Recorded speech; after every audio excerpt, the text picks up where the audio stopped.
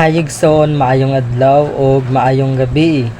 Another day and great opportunity to share the word of the Lord sa imuha karon.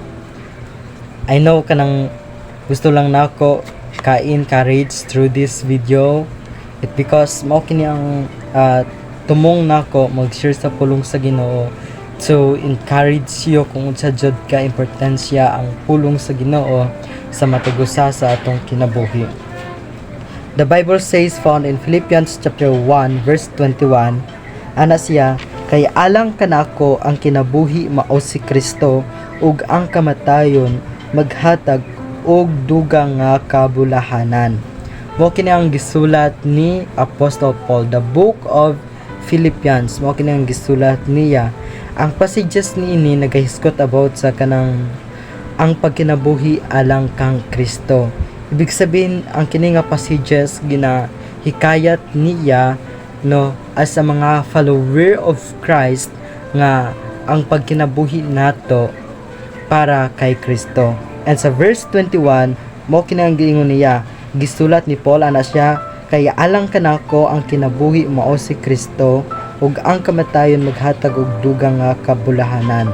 Ana siya, which is si Paul reflect niya nga for him ang life is para kay Jesus.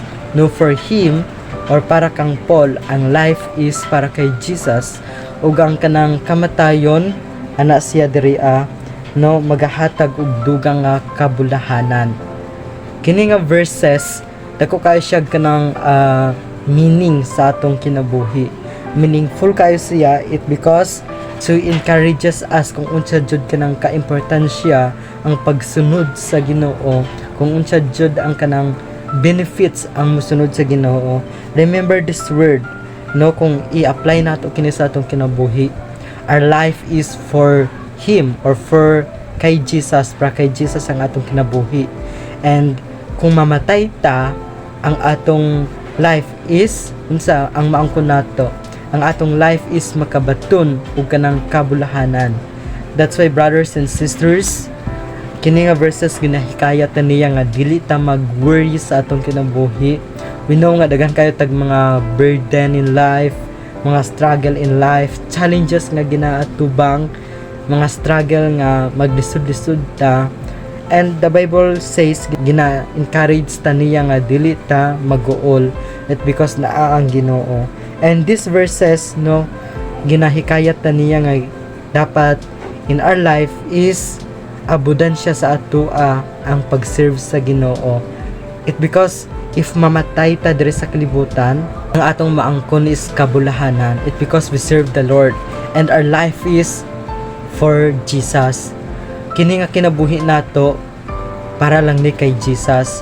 That's why kung nagaserve ka sa Ginoo karon and even nga ikaw wala ka ga simba or wala ka kanang kaila sa Ginoo, I encourage you nga ilahan nimo ang Ginoo.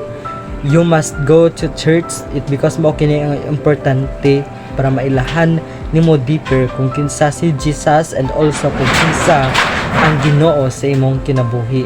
That's why brothers and sisters, and I encourage you nga ang atong life is i-offer nato kay Jesus and tanan-tanan jud ihatag nato sa iyaha it because deserve niya ang ato ang kanang pag-serve sa iyaha.